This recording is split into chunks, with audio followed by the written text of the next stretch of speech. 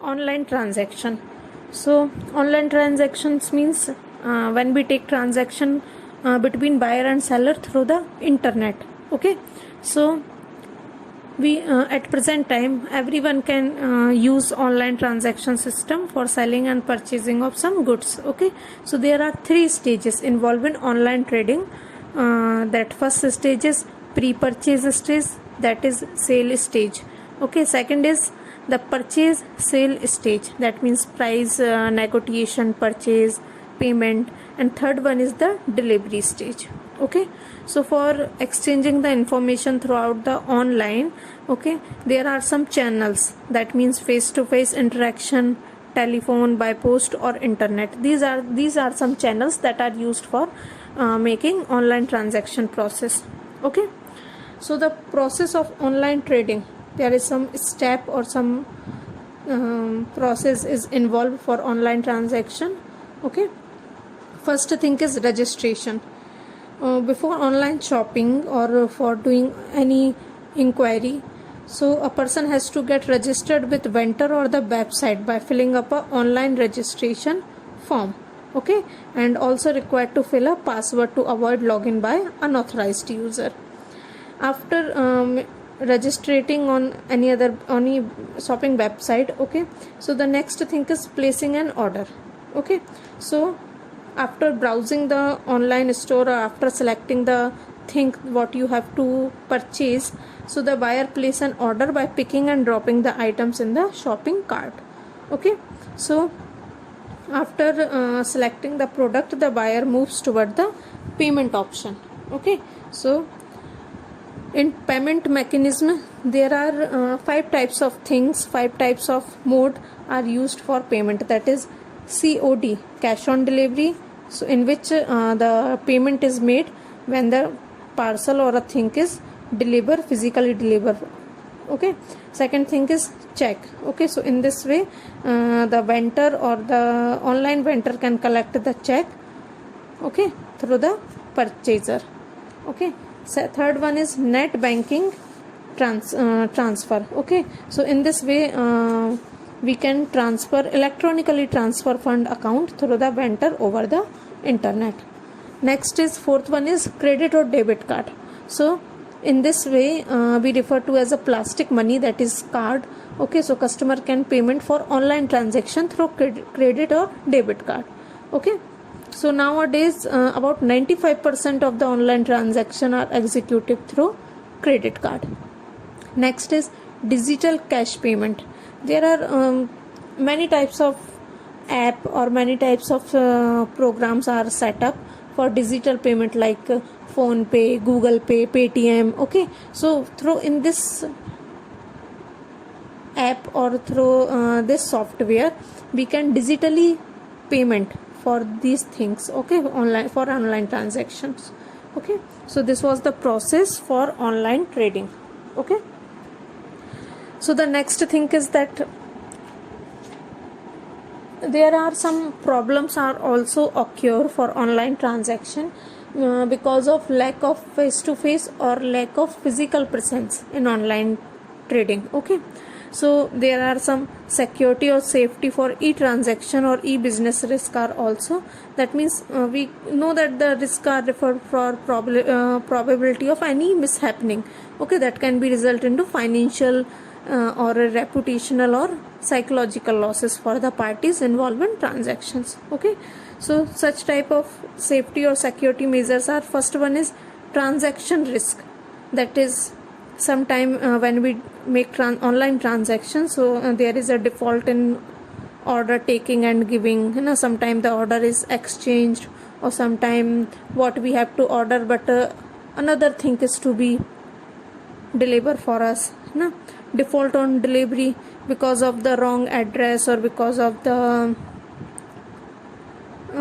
directional or inconvenient communication system, there is default is making in delivery. Okay, default on payment, that means there is a for online payment, for digital payment, the number of card, smart card or the digital cash and e-cash, the number of card is very essential. If any one number is misplaced or wrong, then the transaction is failed or can be transferred to another way.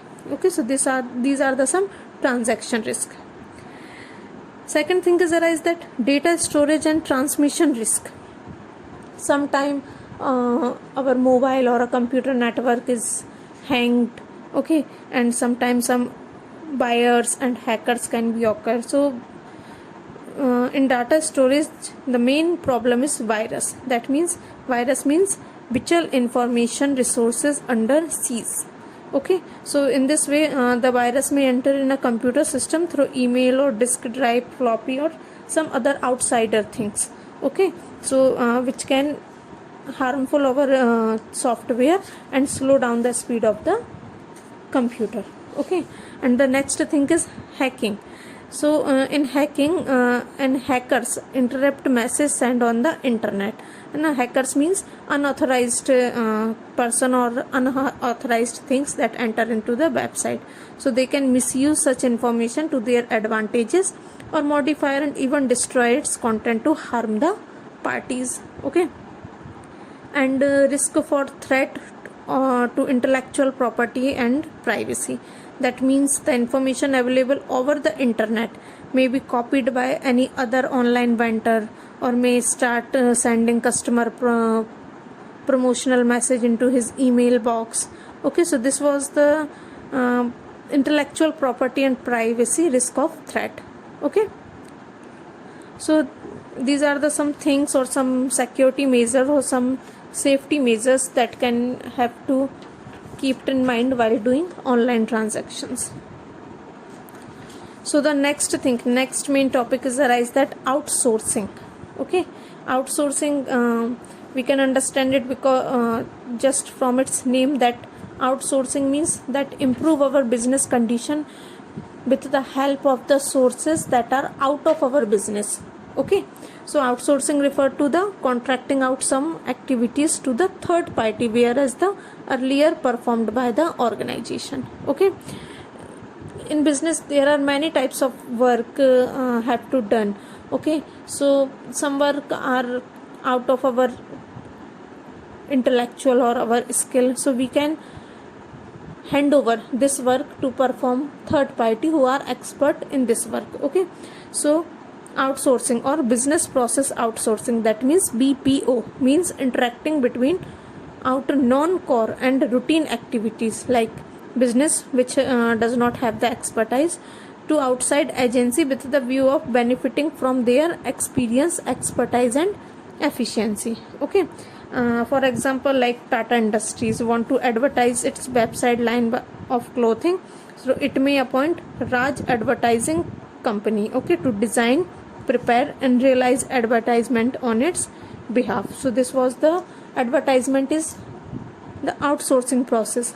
Okay, so BPO, that means business process outsourcing, contain many types of things like telemarketing service, IT help desk, okay, insurance processing, these are also outsourcing for business, data entry, data conservation, bookkeeping, accounting, form of processing, customer support, technical support. So these are the some BPO, that means business process of outsourcing. Okay,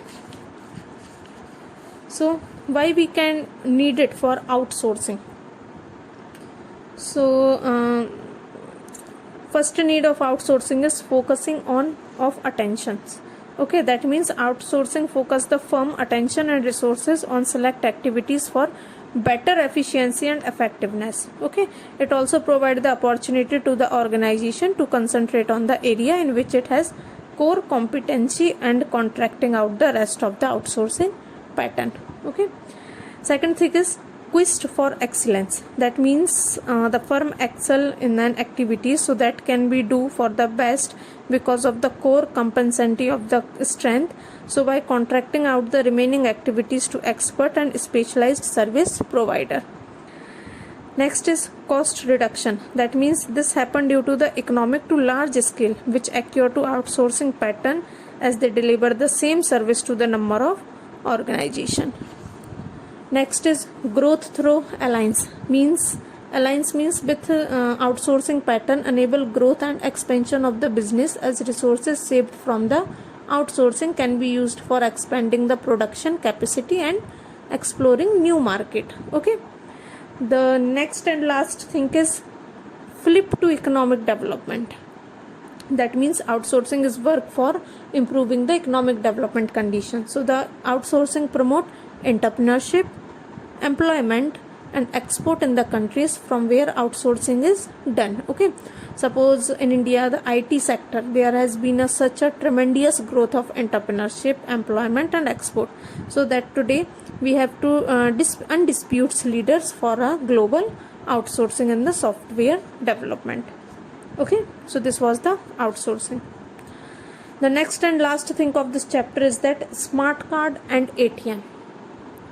We already learned about ATM or smart cards like debit card and credit card in previous chapter. Okay, in chapter 4. Let's repeat it for the recap. Okay, so smart card. Smart card is also a pocket size card that contained embedded computer chip that store the transaction data. Okay, so smart card is used for improving the convenience and security of any transaction, and it can also provide tamper proof storage for user and account identification, and smart card are used for information storage and management and authentication.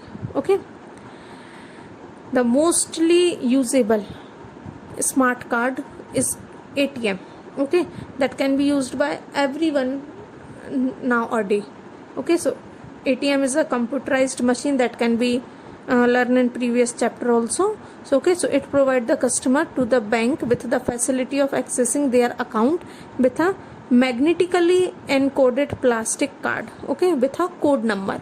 Okay, so for making transaction with ATM, the customer have to insert or sweep the card in ATM and enter the personal identification number, that is PIN. Okay, code.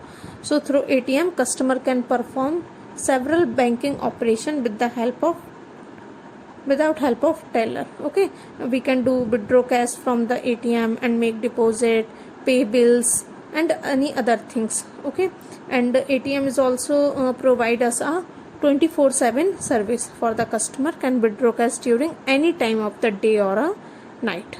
Okay, so these are the emerging modes of the business that means the different types of work or activities we can accept it for performing business electronically, that means e-business. Okay, so I hope you all understand these things, learn all these things carefully and do preparation for your first terminal examination. Okay, thank you.